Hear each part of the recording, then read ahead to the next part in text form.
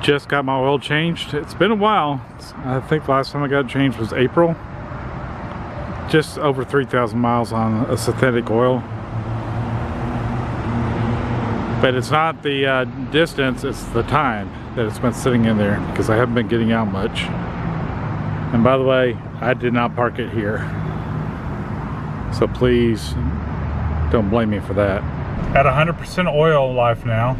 I'm happy about that. Howdy y'all, Michael here. Today is Saturday, October 5th, 2024, and the colony is turning 50 years old. The colony is my hometown. It's been my hometown since 2002. So I've been here a few years, and they're doing some celebrations and some historical things today. Just reviewing a little bit about the history of the colony. So there's a lot that I need to learn that I don't know about. So come hang out with me.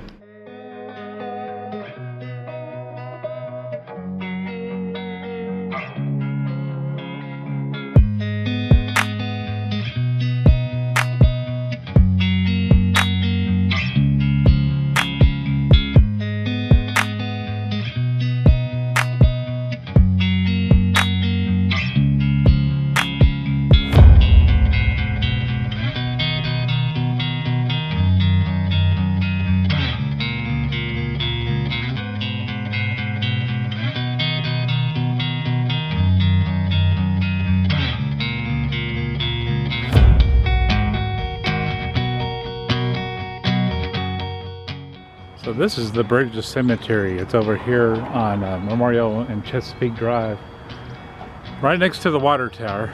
That water tower up there actually has AM radio equipment on it, as well as city equipment. And we're going to go check this out and learn a little bit. It's rare that this place is open. So Memorial Day they usually open, but I never could make it out here. But I just happened to find out that it's the 50th anniversary of the colony, so we're going to experience it together. Bridges Cemetery was a Bridges settlement named for the W.A. Bridges family and reportedly the oldest in Denton County. Began in 1843 and was the center of activity for the Peters colony. The cemetery on land granted to Bridges in 1850 dates to 1855, although illegible stones may be slightly older. Sites of the burials of the Bridges and other immigrant families' stones here document graves of many of the children of Civil War soldiers deeded to the county by F.M. and Sally Bridges in 1899. The cemetery contains for 100 sandstone engraved and granite markers. We're going to have a tour here at 9:15 and a guided tour. I'm pretty excited about it. But for now, we're just going to hang out in the shade. If everybody come gather around, we'll start here in a few moments. We've had one of our shuttles already arrive. We're just giving one more shuttle that's supposed to arrive about 9:15, and then we'll get started. If you're interested in going on the tour, come on over here. Heather is going to start you out, and I am going to take you around and talk to you about all of the wonderful people that are buried here and their families and the lives that they led. And if you have any questions along the way, please feel free to do that. But I think we got everybody gathered here, so I'm going to turn this over to Heather. There you go. Hi. Good morning, everybody. How many of you have lived here more than 10 years? More than 20 years? More than 30 years? Who's lived here since 1974? Of course, the long goes. Yeah. 1975? Okay, well that is the reason we're here today. We're going to talk about the original Peters Colony settlement, which we're standing in their cemetery. If any of you know anything about the Peters Colony land grant, raise your hand. All right. So we have a lot of information to share with y'all then. So I don't know how many people know about the history of our community and the Republic of Texas. So in the 1840s, this community started by wagon trains from across the Midwest and from the South. people came here under the Peters Colony Land Grant, and what that actually means is the Republic of Texas, with a land grant with William S. Peters and 26 Texas counties, started the Peters Colony settlement. It's okay. So in 1841 through 1848, we recruited settlers into Texas through the Peters Colony Land Grant. And what happened is plots of land were sold to people who came into Texas. They were encouraged to come here by family. 640 acres were given to a family to come and settle here, to set up farmlands, to set up merchandising, to set up railroads. We set up this whole area through the land grant. If you were only a single man, you received 320 acres. The immigration came from Kentucky, Illinois, all the way to Alabama, Arkansas. All these people came to the Republic of Texas. Why did they want to come here? Free land, right? Would you come for free land? Right? Okay. So when they came here, the Bridges family, which we are standing in the Bridges Cemetery today, the Bridges family is buried back on the back section of the cemetery here across the tree line. Jan will take you there this morning and tell you about the family.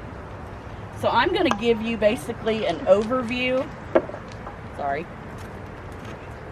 And I'm going to tell you a little bit of what happened after the original settlement. So we're unlike the rest of the cities around us that are historic. If you go to Old Town Louisville, they have an Old Town downtown, right?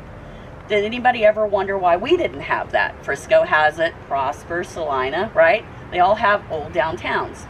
Well, what happened here is our settlers came through, they lived here, they started a community, and then when the communities kind of started dying off and it became farmland again, then we had Fox and Jacobs come in and they started building this community. So we missed that middle step in our history, but the history we do have here is very vast. So after the Peters Colony settlers married, moved away, started other subdivisions in the area, we had also what we know as Stewartsville, Stoverville, Rector, Camey Spur, that all started within this Peters Colony land grant, also known as the Bridges community. And I'm going to tell you a little bit of an overview about the families, and then Jan is going to talk to you about these families like they're her relatives, because she has done an extensive amount of research on all these families. These families do have some living relatives today. Some are in Texas. A lot of them are still in the Midwest. We have communicated with these families to get our history, to put together what we do know. Jan and Don Beckel have written a book which will be on sale also at the Annex building today, that will give you a full overview of our settlement from pioneer to current days. So I'm going to start you off with the Bridges family. John Bridges, prior to 1850, he came from Kentucky. No, Illinois. Illinois, sorry. Greene County, Illinois. There's so many families, sorry. Thank you. So in 1843, the Peters Colony settlement in the area began, with Bridges family moving into the area under the land grant. The Bridges family included John and Mildred, who they arrived here from Greene County, Illinois. Unknown who at the time they really traveled with, but we suspect, only knowing some of the other family histories, that they may have came with the Backus, Higgins, and the Ashlock families. Now, they may not have came at the same time, but they may have trickled in together within weeks of each other. We don't have explicit information on the exacts who came with them, but most people never traveled alone. You know, wagon trains, you know, the more people you had together, the safer you were. So in 1843, also the Ashlocks came here from Greene County. They also came, some of the other parts of the families were known to have come from Tennessee as well. The Jennings came from Kentucky. The Mays family came from Kentucky. And the McWhorters came from Casey County, Kentucky. That was a different county that traveled here together. The Hayeses, the Vardamans, and the Portmans came from Casey and Paluxy counties of Kentucky, and they traveled together. The Fouts family came from Indiana. They're probably one of the furthest away in the Midwest that came in this direction. The Stovers, the Gambles, also came from Alabama and Arkansas, and they met here as well. Let's see, the Ellises, the Akers, the Brattons, they were assumed to have traveled together also from Wayne County, Illinois. The Akers came from Kentucky, and part of their family also came from Missouri. The Slaters came from Arkansas, and the McDaniels, they came from Tennessee. So Jan is going to also take us through there to kind of show you where all the families are. And as you know, back in the day, everybody kind of intermarried. So all of these people are familiarly related through marriages. So it's an extensive history. It's kind of overwhelming, but as we go through, Jan will kind of talk in the details of that situation. So William Bridges, when he arrived here in 1853, he ended up marrying Rachel Cook. They had 5 children, Mary Louisa, Frances, and F.M. Bridges, which is Frances Marion, and Millie. William and David, who were brothers that came here, were discharged from the units in the Civil War. They traveled back home to this area from the Red River, and they died from measles within a month apart, and they're both buried here as well. At the time of William's death, Rachel was pregnant with Millie, their youngest. Millie and Mary eventually grew up and married into the Mays family. And let's see here, Rachel Cook, after she lost her husband, she became a widow, and she ended up meeting up with the Backus family, which I don't know if you're familiar with the Backus Cemetery in the Shops of Legacy. She married into that family. So we are really sister cemeteries when it comes to families being intermarried and sharing their life and their burial. So we do have some outliers here. Also, other family members that married in were some of the Hayes family, married into the Vardaman family. The Fouts family also married into the Vardamans. Sam Gamble married Mary Stover. Emily Gamble married John Ellis. Ann Akers married William Ellis. Abner Akers' sister Betty married Bob Bratton. So you can see it goes on and on, right? So as you see these families here today, you'll kind of understand kind of how the cemetery is laid out based on their relations to each other. Let's see here. I'm going to let Jan talk about that story. The outliers we have also that are non-related to anybody in the cemetery that are also buried here is Dr. Bradley. He was a Louisville doctor from 1885 to 1902. He was non-related to anyone but is buried here in our cemetery. We have our last burial. Her name was Deborah DeBorg. She was buried here, and she was the daughter, of Emmett DeBorg. His family goes back to the 1850s in Pulaski County, Kentucky.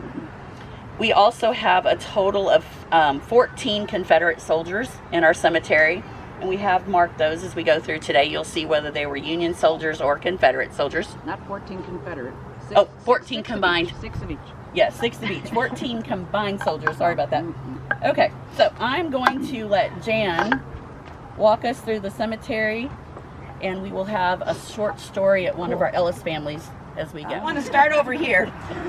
Be careful when you're walking through the cemetery because there are raised stones in many places. When they did the cleanup of the cemetery, I think they uprooted, that'd be bad, a few things. So just be careful. And there's roots on the ground, so no running. Anyway, I want to start over here. I like to start with this guy, George Morton. His headstone is a pulpit style, and on top of it he has a Holy Bible. All the people in this cemetery were Methodists or Baptists. They were all very religious. They all went through some really tough times, so they probably really relied on their religion. George's stone is interesting because it has all the symbology of the cemetery. Now the interpretation of the symbols, it's all very subjective, but basically it's Christian ideology. If you can see, and you'll see this on other stones here, there's 2 clasped hands, and that is a symbol of marriage. And one has a feminine sleeve and another has a masculine sleeve, and you will see that they're all different designs, and some of the sculptors, or whatever you call them, were better. Some of them weren't as good. Anyway, so that is a symbol of marriage. He was a married man, the gates here represent the gates of heaven. And his acceptance into the gates of heaven. There's doves in here, and then you have his inscription, which is his name and his birth date and whatnot, and then you have his epitaph. The epitaph and all of the symbology on here should help you to tell a story about this person. So when you see a gravestone, you can try to figure out what his life or her life was like. In contrast, his son-in-law over here, Thomas Newman, I think his name is Tom. Anyway, that's his son-in-law. His stone, I believe, probably was replaced because it's very modern. And I think a lot of that happened. And a lot of the stones that you might see in this cemetery look like the family just didn't care. They just put a piece of concrete down and scribbled a name with a stick. They probably put it there as a marker, and they were going to come back and put a nicer stone or whatever. But these, I don't think these were inexpensive, you know. So anyway, now George here was a Confederate soldier, and he is a veteran of the Gettysburg conflict. So of all the soldiers in our cemetery that I've researched, I think he was the one who saw the worst of it. Many of these people were, well, they weren't as involved as he was, I think. So, so this is good old George. Now, George has a wife, and she's buried in here, according to their descendants. She's someplace, but she doesn't have a stone. So that also is a familiar theme throughout this cemetery. There used to be a lot more. Another thing is there are a lot of children in this cemetery. It was very difficult in the 1800s to survive. If you look at any of their death certificates, many of them died because of cold, freezing, and then just any diseases that were going through the community at the time. So many of the people didn't even name their children until they were 1 year old, which is really sad. But there's a lot of kids in here that are that age. So let's go over here to the Ellis family. And there are basically 5 big family groups here. The Ellis family, the Stovers, the Bridges, the Hayes Vardaman,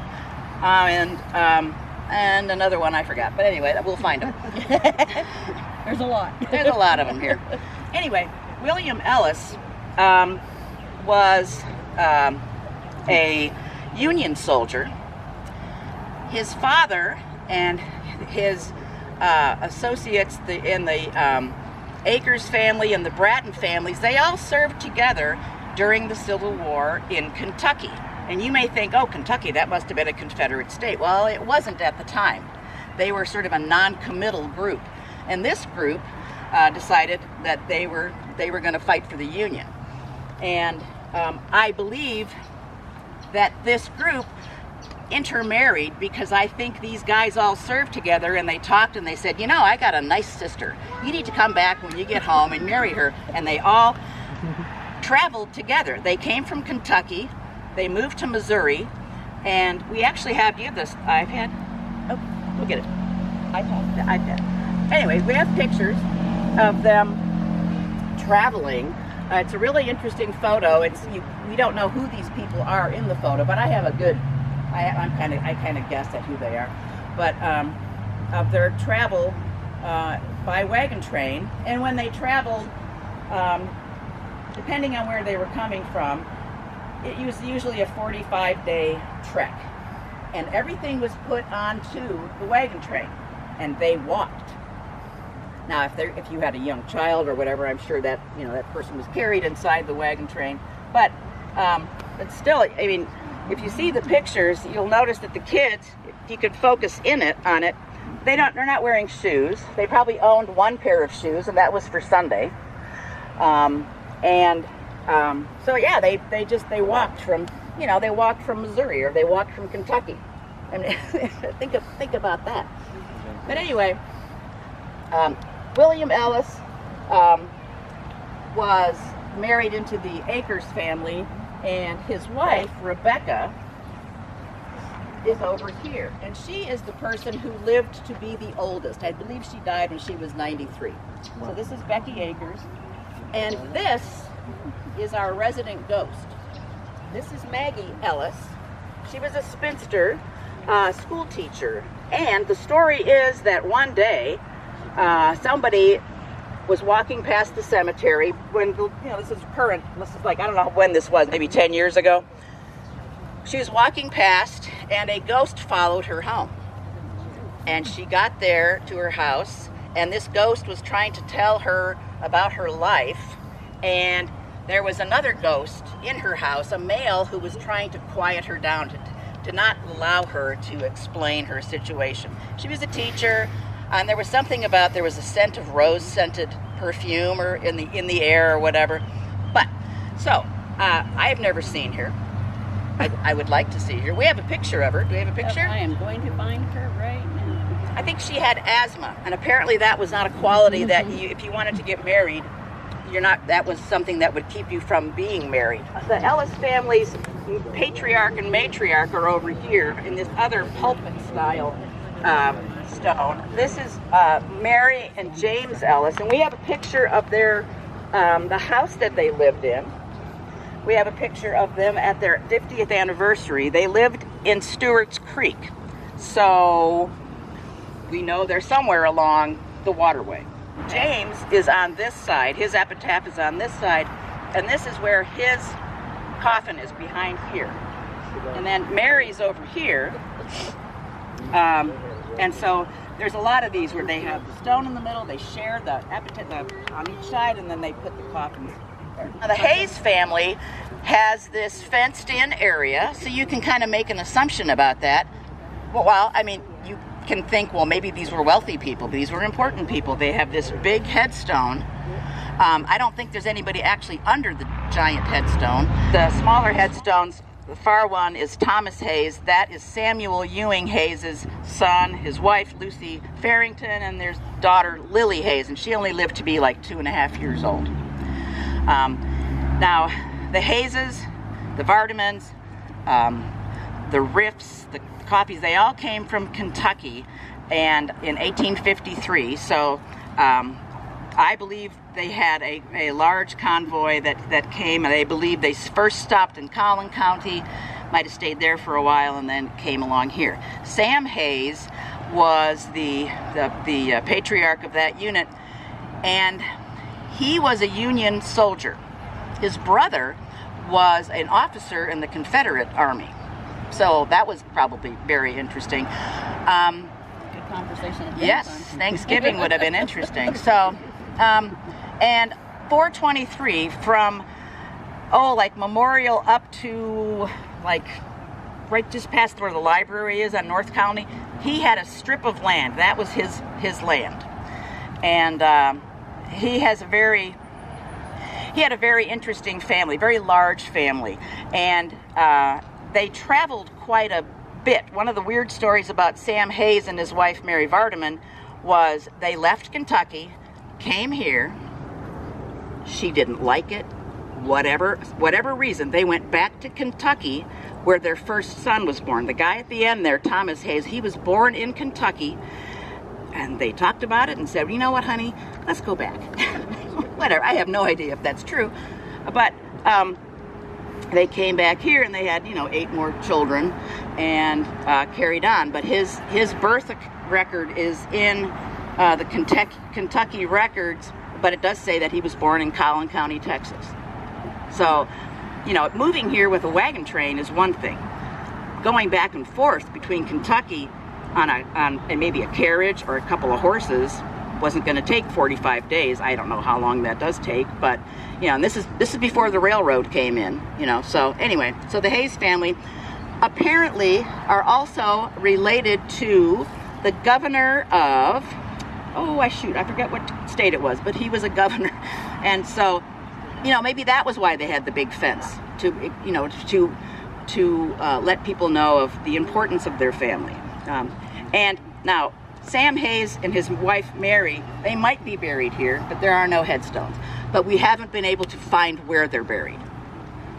And in the springtime, Lily's headstone has a garden of daffodils, but those are dead right now.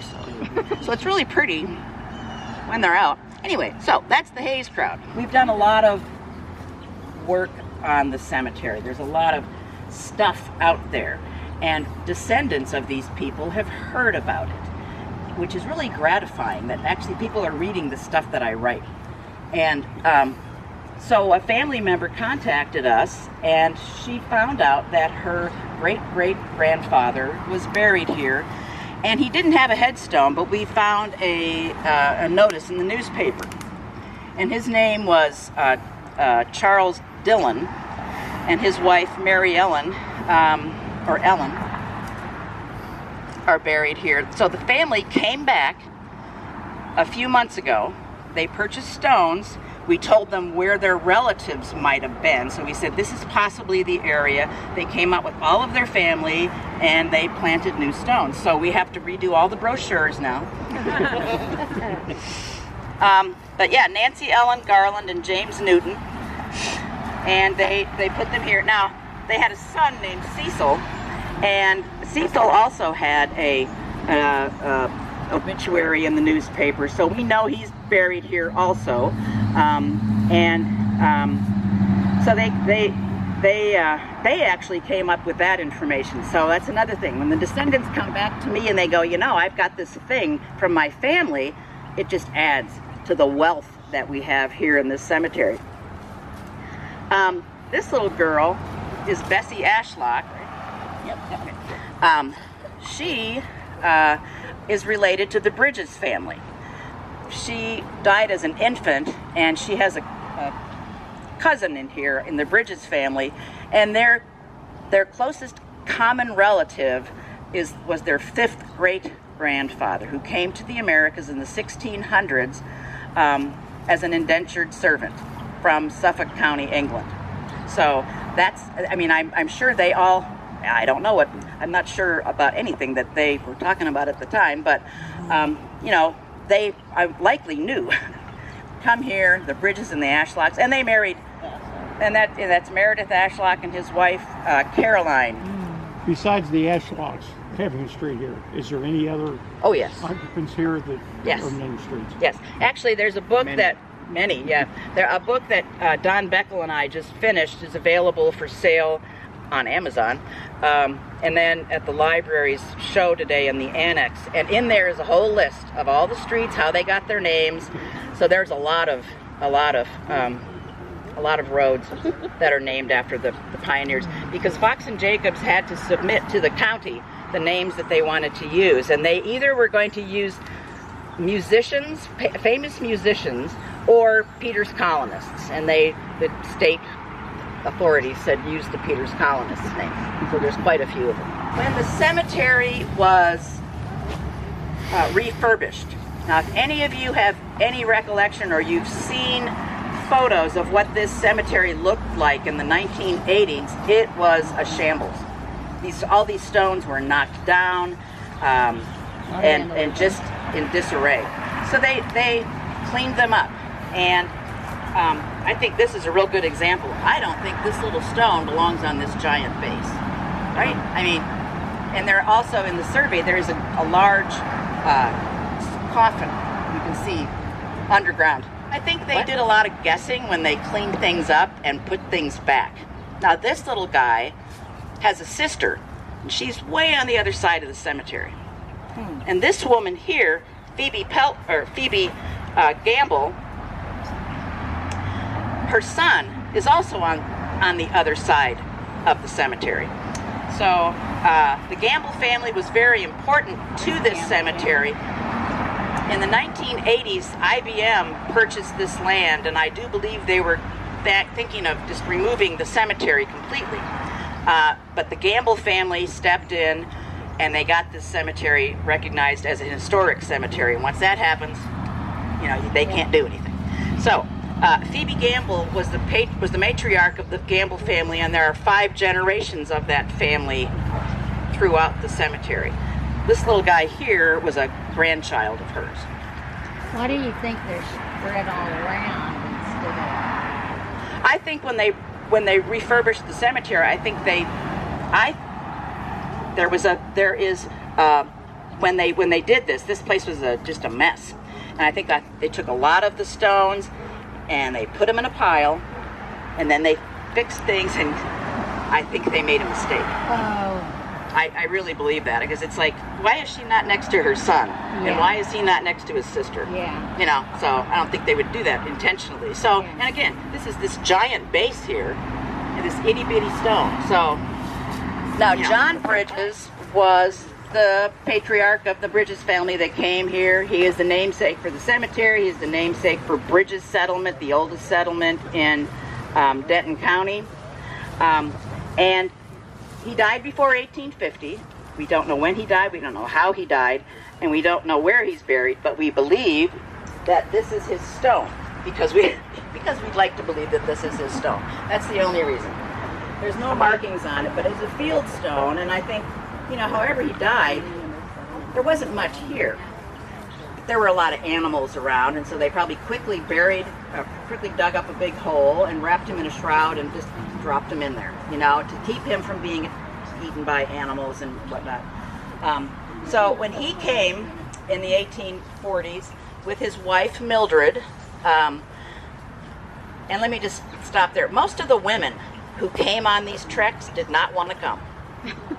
They had an established community. They had their sisters, their mothers, and that who helped them with, you know, birthing their babies and whatnot. So they were established. They had farms, they had everything going for them. But when these families had sons, and perhaps they could not afford to buy land, free land was out here, and land was your wealth. If you didn't have land, you know. And most of these people were farmers by default, because there were no grocery stores, so they all had to farm. And so Mildred Bridges is down here, and I always feel sorry for her, because Mildred buried her husband, and there probably weren't that many people out here, and she's probably going, great. Fine, what do I do now? Anyway, but she had, you know, and a lot of people actually, when they did this trek, a lot of them turned around and said, nope, going back, not going to do this, this is crazy. But Mildred had two sons, William and David, and Heather told you the story about how they were trekking, they were returning through, allegedly they were leaving from their Civil War units. There's no documentation on their Civil War involvement, but they were in some units, they came back through the Red River, they had contracted measles, and that made things worse, and then they died within a month of each other. So now Mildred has two dead sons, that's her children, that's it, they're done, she's done. And then she had a few grandchildren that died, so Mildred just was constantly having to bury these people. Now these headstones are not the originals. Back here, behind them, you can see what I believe are the originals, just laying on the ground. In the library, we have one for David, who is down there a little ways, that had been stolen from the cemetery and kept, but then returned. So we have that. But if you come back here, you can see this is one of the grandchildren of the Bridges family. This is one of William's daughters, Louisa. And so this is what was up first. And so the family came through and continually took care of the graves. And in the newspapers, back from the early 1900s, you would see Bridges Cemetery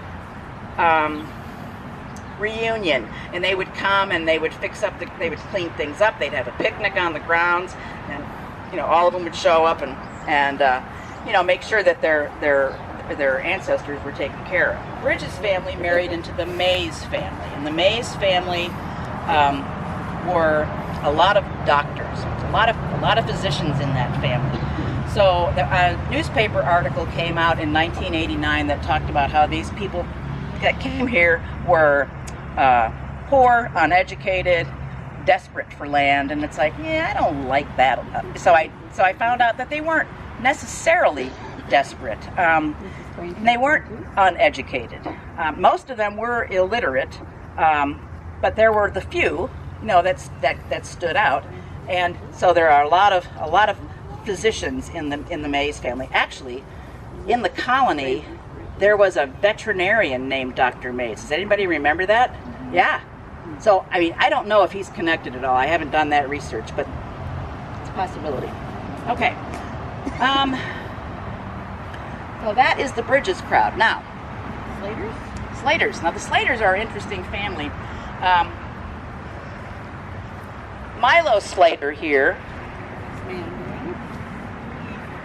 was a Union soldier, and his wife Susan is over here, and he was in the Civil War. You can see the symbols of marriage on the top there, and we have a picture of him. He's in his Union uniform, and I got that from a descendant. We connected on Find a Grave, and he sent that along, and I mean that's the neat thing about it. You find all this stuff from the descendants, and a lot of the stuff that I know they don't know, vice versa. So, but anyway, the Slater families were not very good at keeping their children alive, and so there's a lot of death in here of little kids.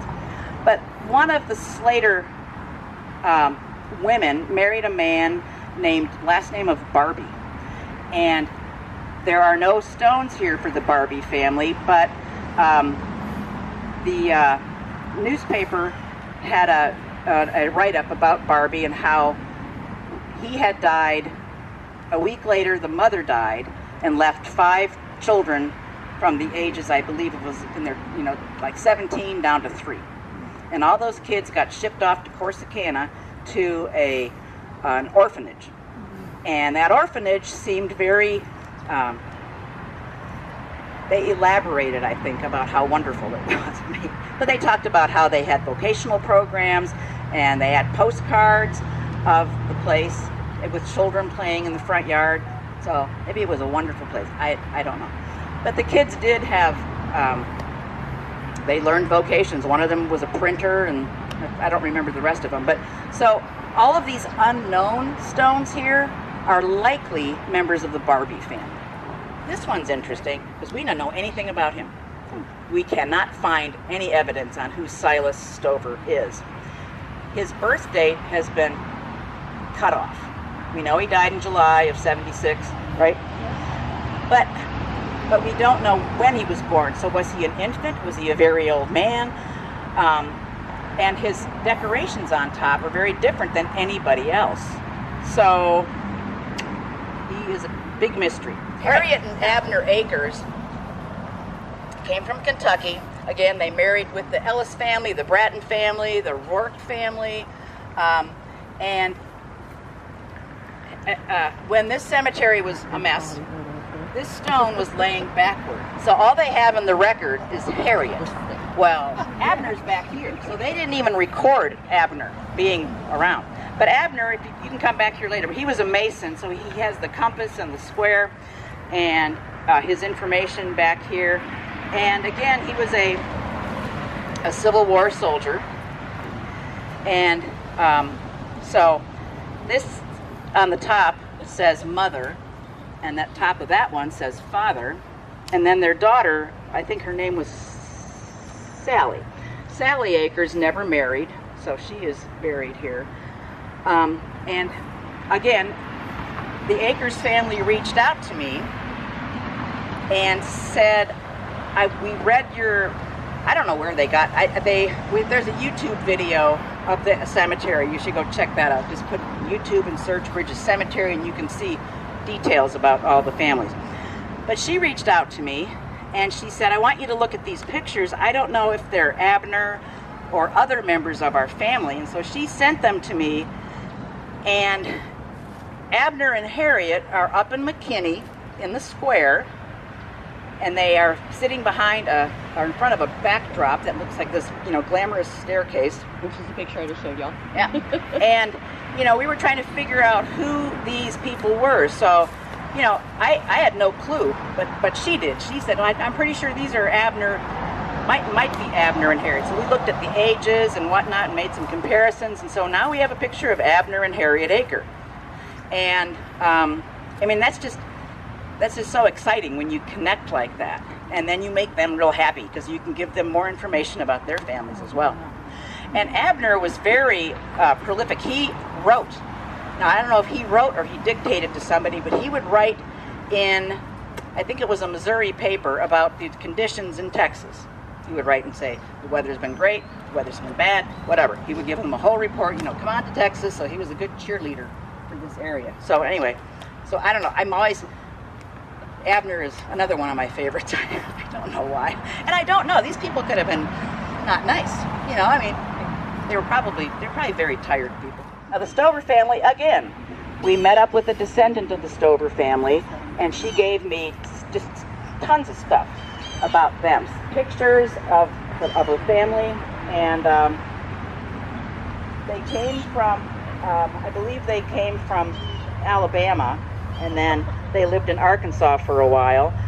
And Joseph Stover is here, and he is the oldest member of the Stover family, and his wife, his second wife, Letha, they had a couple of kids, and he has the tallest stone because he was the oldest.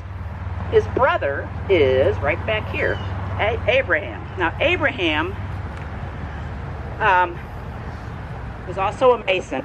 You can see the symbol there.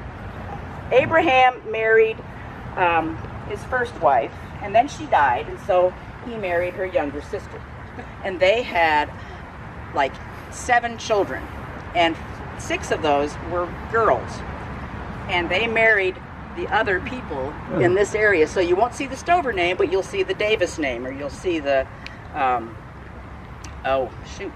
there was a Stover's store, a Stover's Grove.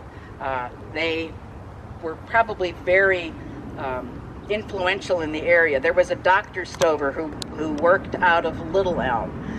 So I'm sure that they were, possibly connected in some way. And the Stover family has relations that are famous.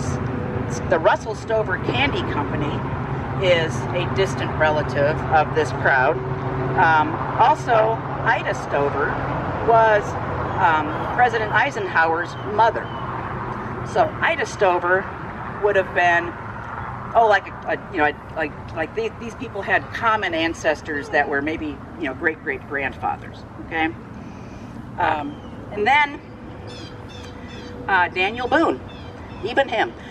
There's a lot of people related to Daniel Boone, but you always wonder when you see some of these accounts. But I've checked this one out, and they really were related to Daniel Boone. A great-great-grandfather married Daniel Boone's sister. This guy here is the only one that we don't have any information on as far as how he's related. His name is Dr. E.C. Bradley, and his epitaph is, "Remember me as you pass by, as you are now, so once was I." I forgot. I am not. You must, follow me and whatever. Be good in death. I can't read it anymore. Prepare for death and follow me, which is interesting because there's a child who has the same epitaph, and it seems a little presumptuous for like a 3-year-old to go, "You better be good," But anyway, so he was a doctor. There are Bradleys in this cemetery, but I can't connect him to anybody. So, Maybe he just came along for the ride. Well, and some of the doctors I can find things on. I can find where they went to school and whatnot. He may have been trained on the job during the Civil War, and just came and said, "I know doctoring, and I will."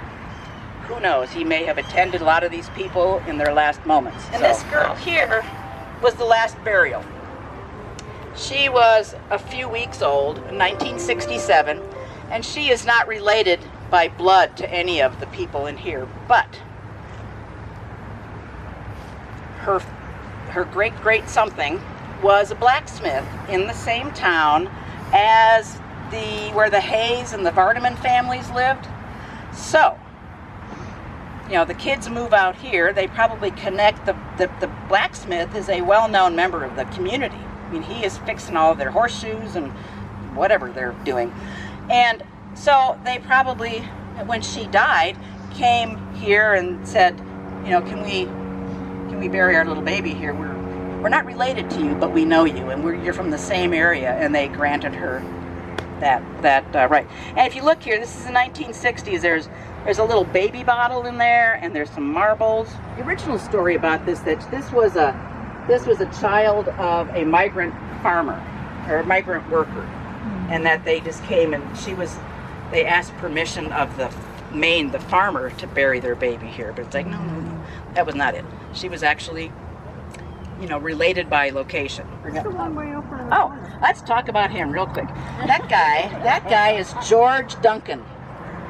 We believe George had a contagious disease, did something socially wrong.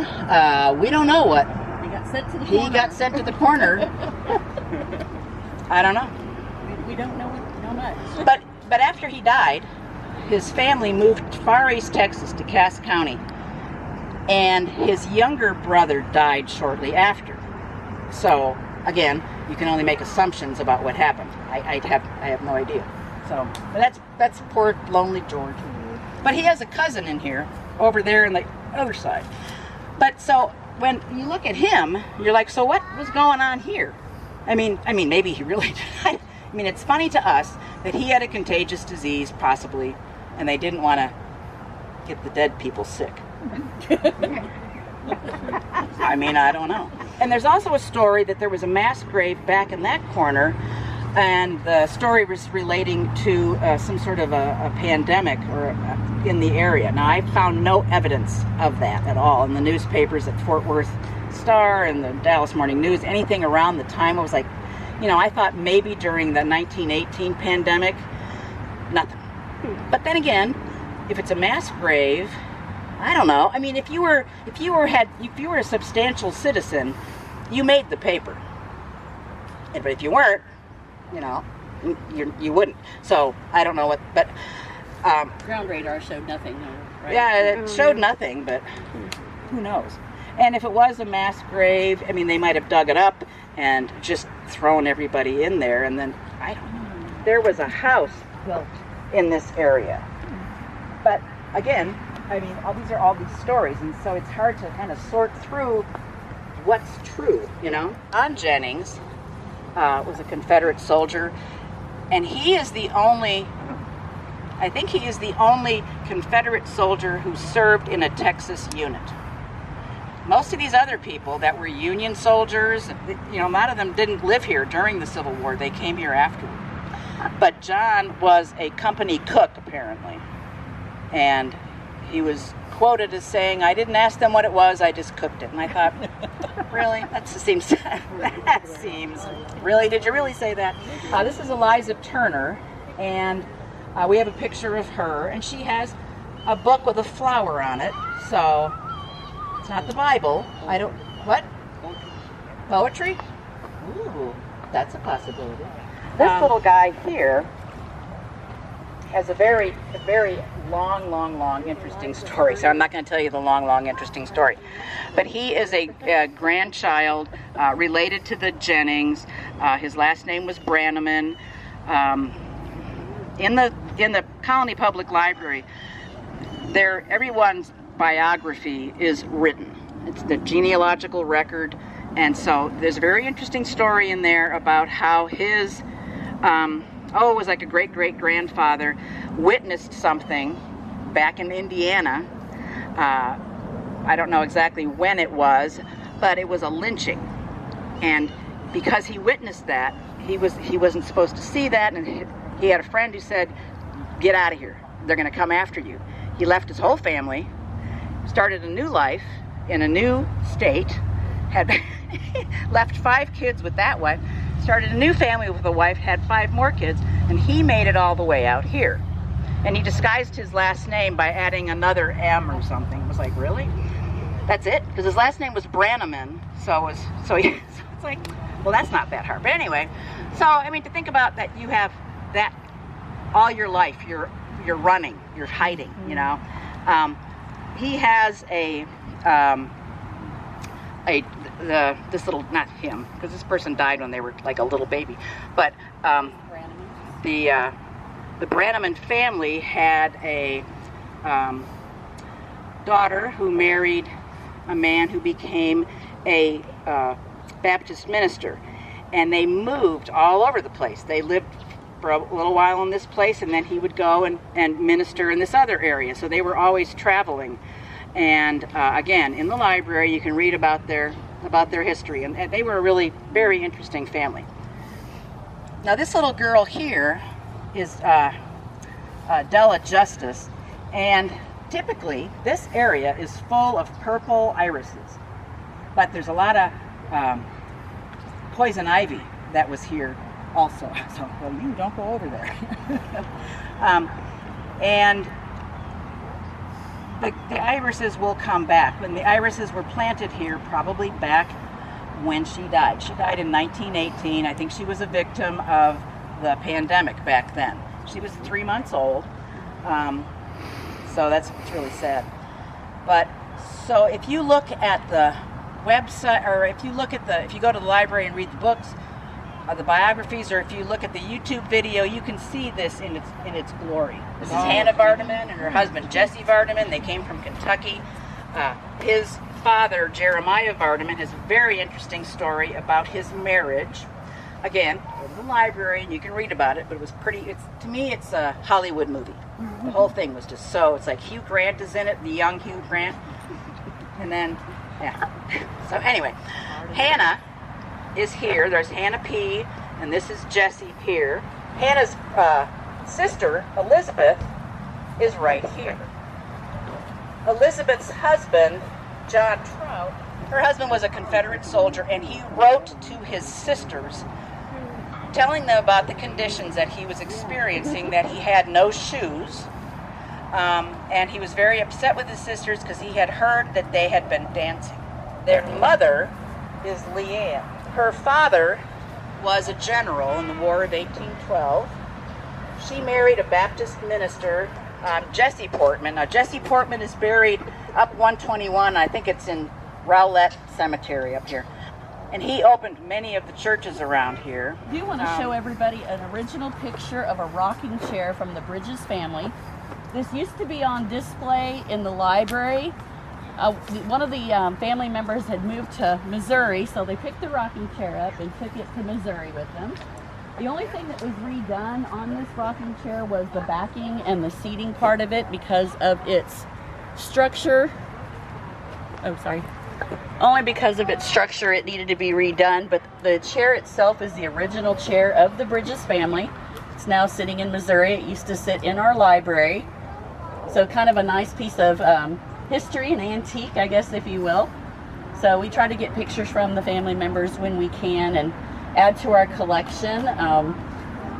We have families that still live in Alabama, Tennessee, Kentucky, Arkansas, all through the Midwest and the South that we've been in contact with, that we're able to update the history of these families often. So it's a great resource. We don't want to lose our history here in the colony. A lot of people came to the colony and just thought it was a Fox and Jacob subdivision, right? Well, you find out, you go back to the 1800s and we have a lot bigger story to tell. So we really appreciate everybody coming out today. I'm going to give this back to Jan. I think she's got a couple last things to go over, and then if you want to walk around, and if you're on the shuttle, I think the shuttle will be coming back again as well. So I'll give this back to Jan and we'll go from there. That is basically the entire cemetery. Now, I didn't touch on everybody, obviously, because you'd be here for a way longer. But again, go to YouTube and search Bridges Cemetery, and there is a beautiful PowerPoint is basically what it is. But it talks about everyone. And again, because we have new people in our cemetery, we're going to have to update it. And then today at between 1 o'clock and 4 o'clock in the annex, which is the old Blockbuster, next to the library, is going to be a historic display of the colony from 1974, when the first houses were built here up to present day. And again, there'll be a book for sale there about the city that has a lot of interesting information in it. And so I hope you all buy it, because the proceeds from that will help us to fix up things in the cemetery. Thank you very much for being a good audience. I'm handing up the cards too. Thank y'all for coming today. So we're at the Annex building, and this is the same place where the Lake Erie Amateur Radio Club meets second Tuesday of each month at 7. But we're gonna check out the Founders Day exhibit here.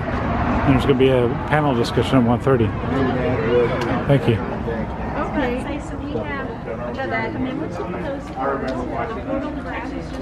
So they got people with the public library over here, and the Friends of the Colony Public Library are here selling a book detailing the history of the colony. Wife and I are doing that. You're doing the S'mores and Ghost Stories, October 25th. That'll be fun. Absolutely. So I think I'm going to pick up one of these books before I leave here. Because it's just for the city. It's a full history of from Prairie to Destination City. A digest of the first 50 years. I should be able to find my house in here, huh? If it's an original flare, if it's a, I don't know if they're gonna have the flare 2 in here, and then after that they went to other stuff. You know what kind yours is? No. It's built in 1977. It should be in here then. Okay. So this is a book with all the housing plans, all the different designs you can get here in the colony by Fox and Jacobs.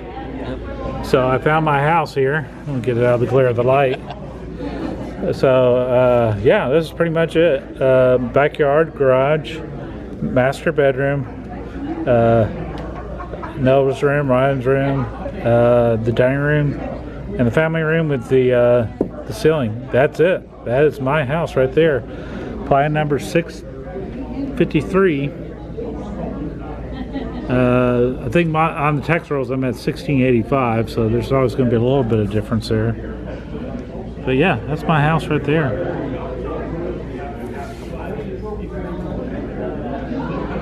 That's my house. It's a Colony Courier. So the future holds 3 choices. Colony faces incorporation decision. Very cool to see some of this old stuff. 1977 is here. Oh, the movie Bad News Bears with Walter Matthau and Tatum O'Neill. Michael. I guess was the warranty paperwork that you got. Yeah. And I'm going to say my house is a little out of warranty. The 100% perfect house can't be built by any builder. If it could, no family can afford it. They got little popcorn samples here. We got white cheddar, buttery, kettle, and cinnamon toast. And some tea and lemonade. Very nice, very nice. And the colony incorporated in 1977 on January 15th. So there you go. And there's a bowl of nuts. This is the tombstone she was mentioning earlier today that was actually stolen from the cemetery, but they had it on display at the library for some time. So this is 50 years of the colony. Of course, it's going to be more than 50 years, obviously. We're 1843 to 1969. But the colony itself is 50 years old. And looks like we got some characters here. So let's see, what are we looking at? So that's William S. Peters. That's Henry Hedgecox. And that looks like the Hedgecox War. So we need to find that a historical marker and locate it. But this is the map of the surveyed part of Peters Colony, Texas, which is actually over multiple counties. This is the big settlement here, including Denton County, and that's where we are, and we're in the southeast portion of Denton County. Here's a map of Denton County from 1897, and it's pretty much who owns what. And if you look around here, we're in this area, I'm gonna guess, and there's some names like Amos Singleton, heirs of Harrison Young, heirs of Samuel M. Haydon, heirs of Harrison. So it's whoever owned that since the land was first claimed. Here's a map of historical communities for the colony, including the Bridges Settlement, the Stewartsville, Stewarts Creek Settlement, Rectors, Silverville, Cami Spur. We have a Cami Elementary, Eastville. It looks like I'm in the Eastville area, which I'm in this area right here. It's over the old photographs of what the area used to look like back in the 1800s. Some of the families that were here, large families. There's a lot of farmland out here, a lot of acreage. In fact, recently, Denton County used to have more head of cattle per capita than the rest of the state. Yeah. I'm not sure that's still the case. Yeah. Well, that land just north of the colony there on 423, that used to all be owned by Phillips 66. Oh, really? That guy that owned it. And then this house here was right there at 121 and 423. That wasn't the purple house, was it? No. Okay. No, that one was the one where Angelina's is. Okay. Yeah, we were out here in 75. Oh, okay. Yeah, well, I moved out here in 2002. Yeah. So. Yeah. We were the first 250 people out here. Oh, wow. And there was nothing between here and Trinity Mills and here in DFW Airport. Yeah, I talked to someone, they said to go grocery shopping, you had to go to Dallas. You did? Yeah. Dallas or Carrollton. Yeah. Yeah, we could walk out on our front porch and see the lights and hear the planes from DFW Airport because it had just been built in 75. Right. Yeah. So this is at Lake Garza, the Little Elm Reservoir, and then Lake Dallas. Yeah. And they combined the two of them. Yep. So if you come out Pier 121 where the cut is, that's where it used to be the dam. Mm-hmm. We're going into the early 70s here, and this is the Fox of Jacobs part of the history here. And the construction method, they start out with undeveloped land. They start to clear it out. They fabricate a lot of it at the plant to have it go up faster. Then on picture 4 here, they're starting to pour the foundations. Not happy with the foundation work. Speaking from experience. Then they start framing the exterior and do the finishing touches. And the residents move in. And I'm pretty sure this one is on North Colony, that particular house. So it goes on the history with Fox and Jacobs and how everything started. They were a big part of starting the colony. It was just cheaper housing in a cheaper area because there was nothing out here. You'd have to drive an hour to go get groceries sometimes. That's the fire station number 1. Now it's got a building attached to it that is the fire station headquarters. But that was the very first one, and Fox and Jacobs actually built that building. Then we go from the 1975 to 1976 era.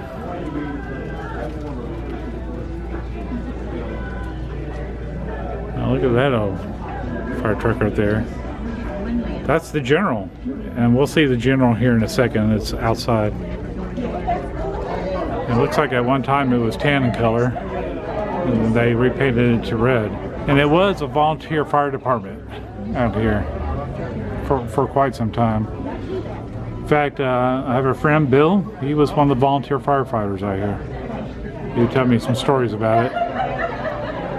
But this was a volunteer day.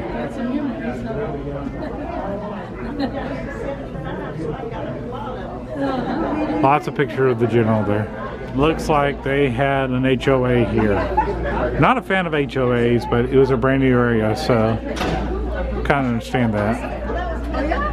Fortunately, it's not an HOA. We still have areas that are HOA, but this is not one of them. And there's the old Winn-Dixie, and I believe it was Brookshire's was in there for a while, and then eventually became the CCA Center, and now it's Thrift Giant is, I believe, the name now. I may be wrong on that, so correct me in the comments if I'm wrong. But that's over on 423 down here. It's a stop and go, and it's been stop and go forever. And then a Valero. And the post office was in there at one point. But they actually built the post office down the street, a more permanent building. But the church is coming in here. There's the Methodist Church. And I think that's the First Baptist Church there on South Colony. So one of the stories I've been told, I haven't seen too much online about, was the Purple House. And it looks like it was for sale here. It's over where Angelina's is, that area. There's an auto parts store. But it's quite a legend. This is a side view of that same house. And there was abandoned limos at this house. And the city tried to collect on overdue property taxes. The owner of the Purple House supposedly picked up. So if you've been around the colony or talked to people that have been here a while, you'll hear the legend of the Purple House. And it was kind of a house where certain people would work in other areas, but they would stay here. But you can see the purple paint peeling off of there. Famous house. In fact, apparently Willie Nelson liked to hang out in this house. I've seen some old abandoned vehicles there. But they did raid the house in 1977, but they never did find the fugitive they were looking for. Eventually, it was incorporated in the city, and they tore it down. So it's over in the area where Angelina's is, but if you want to pause it right there and get a little more detail on the history of that place. And of course, Louisville ISD coming in and building some schools around here. There's the original Peters Colony Elementary. They actually leveled that and rebuilt the even bigger one. So for Peters Colony, the original police cars out here. Look at that. There was the emergency number before 911 was around.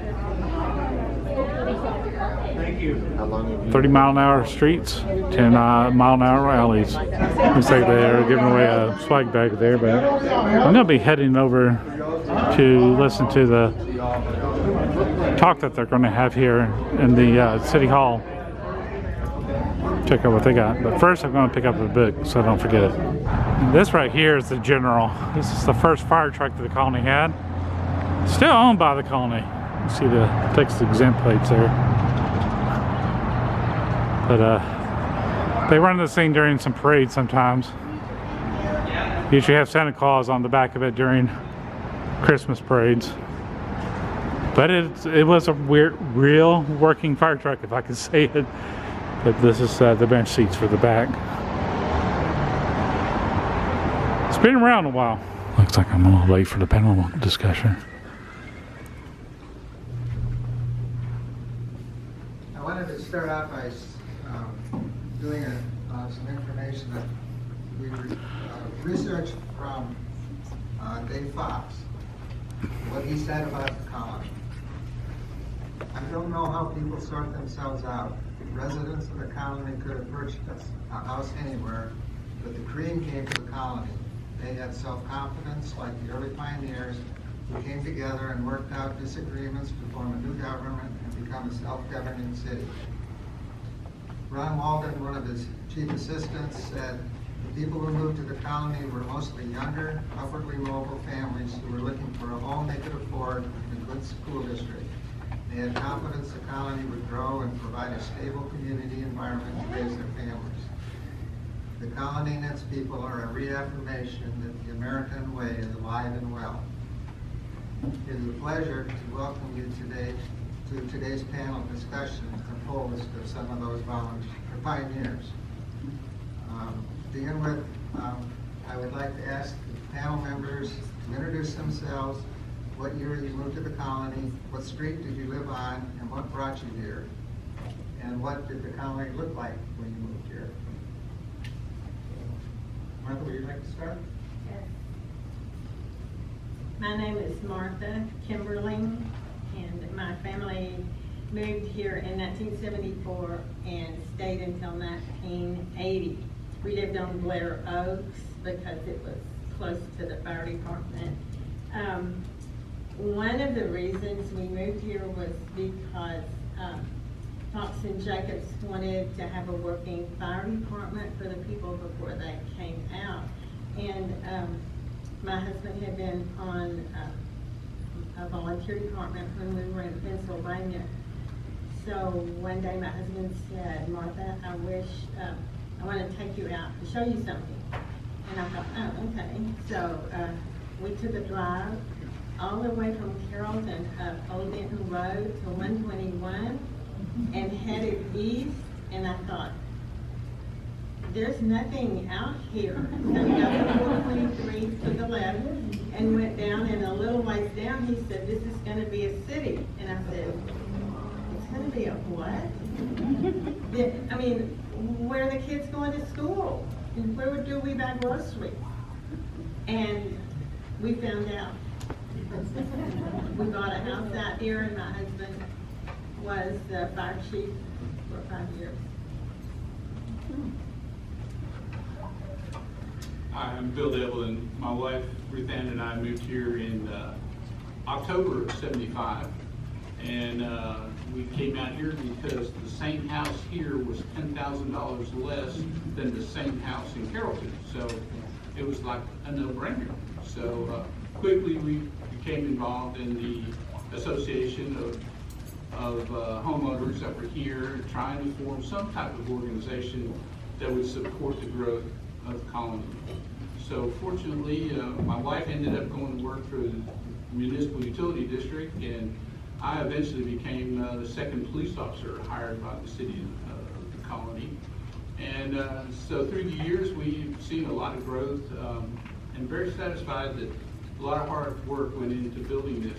When you think about it, when do you ever get to start a brand new city all by itself?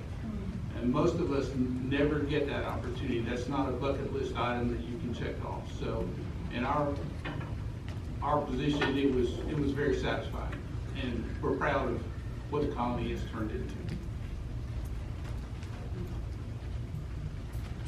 Good afternoon, I'm Heather Urban Falco.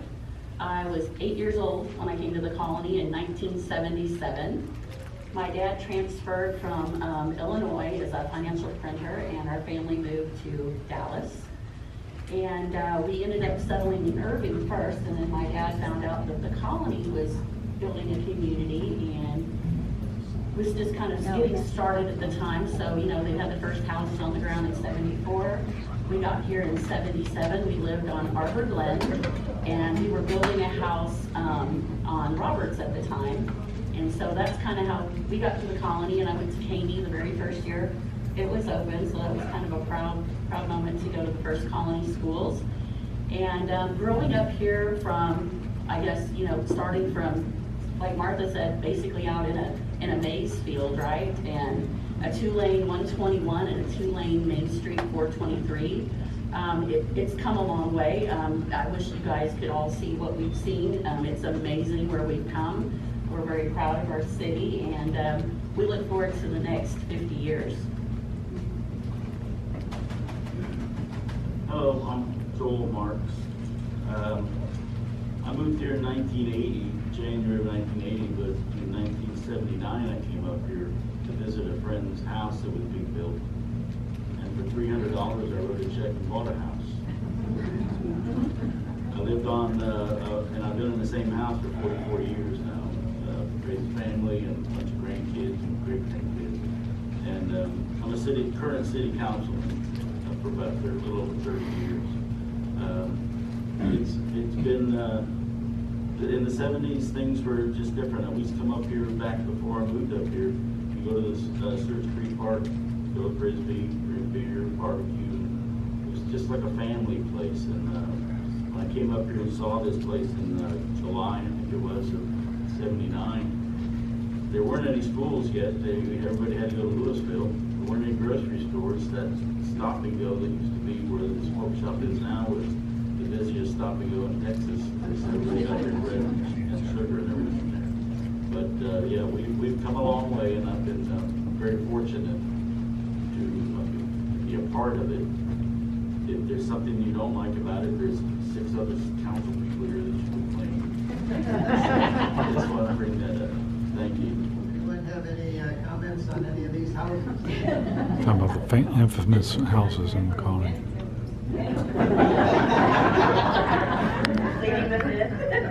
father did, and it was business. And he worked from our engineering that did all the plumbing, heating, and air conditioning for the colony. So the gentleman at the Purple House had a plumbing problem, and he called Mr. Fox and said, I have a plumbing problem, and gave his address, which Mr. Fox recognized by not being a part of the colony anyway. And he said, well, we don't normally do that. And he said, well, I think it might be to your advantage. I don't think he really meant to threaten Mr. Fox. But anyway, my dad had to go there and fix the plumbing problem, and he really didn't have anything much to say about it, just that he was glad to get out of there.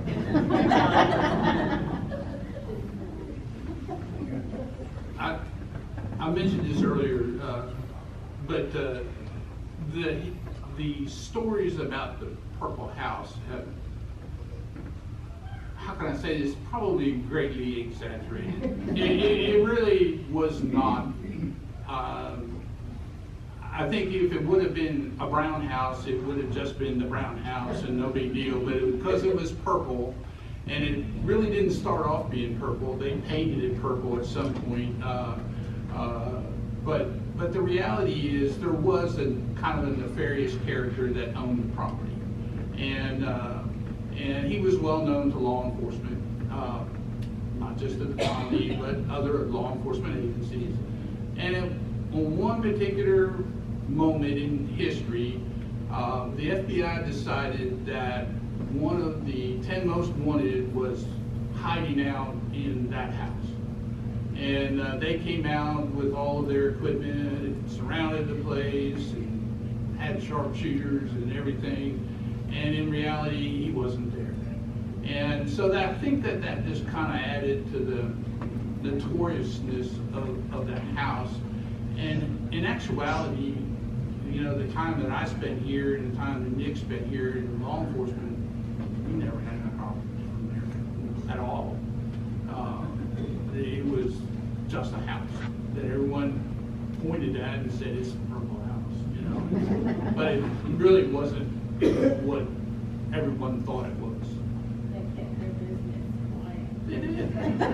And in all honesty, this particular area of Denton County, as I said before, was in the fringe area, far southeast part of the county.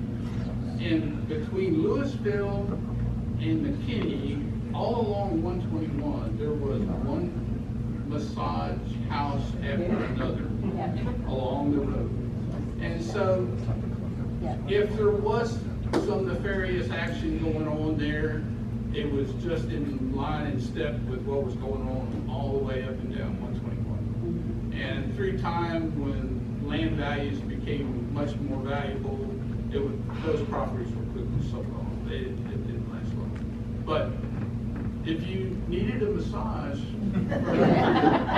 this was the area to come to. The fire department did make 2 or 3 fires at some of those places along the highway.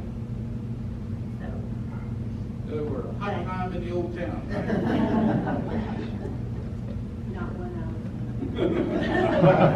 Well, I will tell you from my perspective as a child what my parents told me. So the Purple House in perspective, I'll kind of give you an idea. If you know where Dunkin' Donuts is and Angelina's is, right? So that was the side of the road the Purple House was on.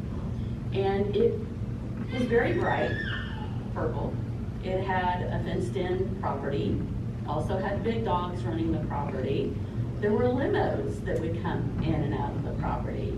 And I remember asking my parents, I'm like, well, what goes on at that house? Why do they have all these fancy cars and all these fancy people? Because sometimes you'd see them getting in and out of the cars, and the women were all dressed really fancy. And I'm like, well, what are they doing here? And my dad just told me that was the house of ill repute. And I was like, oh, okay.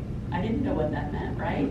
So again, we talk about the hot tub clubs, the massage parlors that were down 121. You know, as a child, I didn't really take that into understanding, I guess. It was just more of a, well, that's where the fancy people are. And they're coming and going all hours of the day and night. And they got people driving them around and those kind of things. So to me, I really didn't have an understanding, but I think everybody's perspective, depending on your age and how long you'd been here, what you thought versus maybe what, like he said, was maybe really true, right?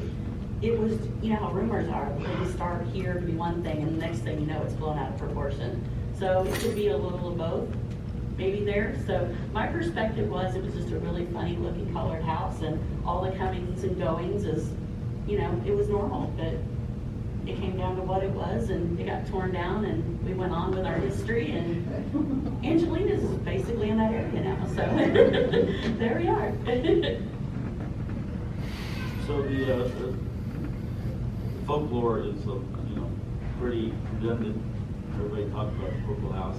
I never noticed anything different. You know, it was just the Purple House. I never heard any stories about it, but I can tell you this, I think I may have been on city council when this happened, or in the 80s.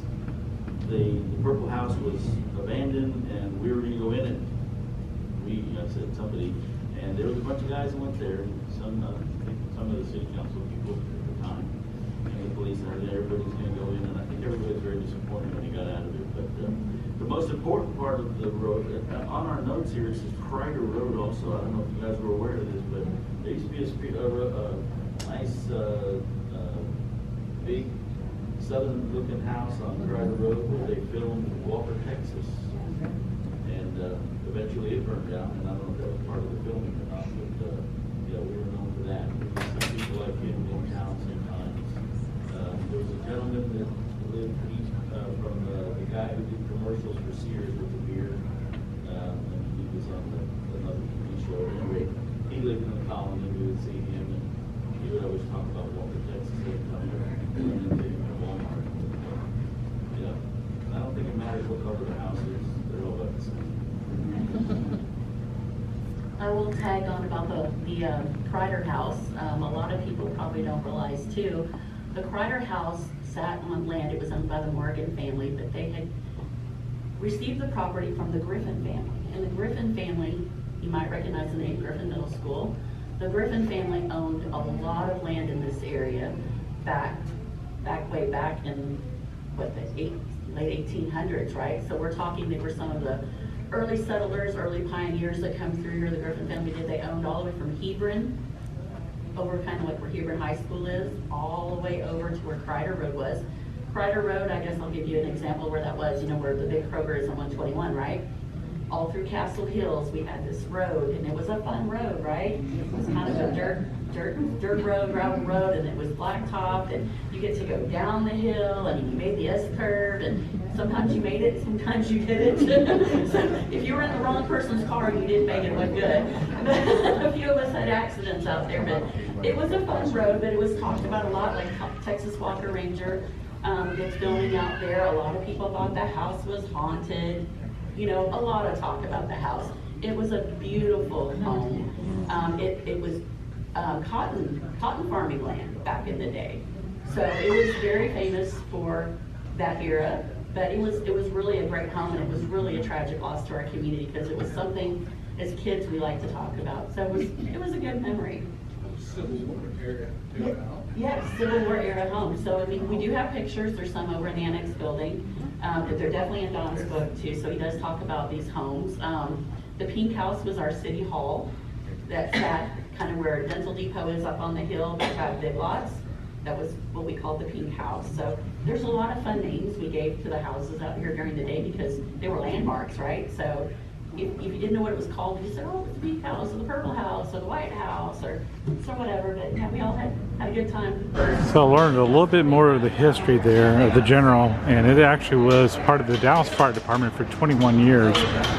Built in the 50s, early 50s, but it actually did serve as a fire truck here for the colony as well. So, man, that's some history. That's my hometown, the colony. I wasn't expecting this today. I just happened to be looking at my phone, pulled up Facebook, saw a post on one of the chatter groups. Got to tour the Bridges Cemetery. Never been in that cemetery before. Maybe I've walked in, but I really didn't get a good tour of the cemetery. They gave us all postcards there of the colony. Finally, the hometown you never want to leave was the slogan there. So there's a little history on the back here of the colony. There's another brochure about the colony library. They got a did you know the colony has a rich historical legacy dating back to the 1840s. So Peters Colony was the settlement area. It was multiple counties out here, and it was part of the Republic of Texas. They were giving away like 800 some odd acres for married men, and single men got like 300 some odd acres just for free. You know, it was how the United States was populated in the first place. And there might still be some of that land that you can get up in Alaska, but you have to live there on the land. I did pick up Don and Jan's book. Jan was the one telling a lot of the family history, and it's the colony from Prairie to Destination City. So I'm interested in reading this. It looks like it's got some very interesting stuff there. It's got a picture of a farmhouse with a windmill on it and grandscape. So that's quite a stark contrast to each other. So something I just happened to stumble over on Facebook, and learned that they were doing this today, celebrating 50 years in the colony. I don't know what I'm doing, but I'm having fun doing it. But for now, y'all take care, be safe, bye.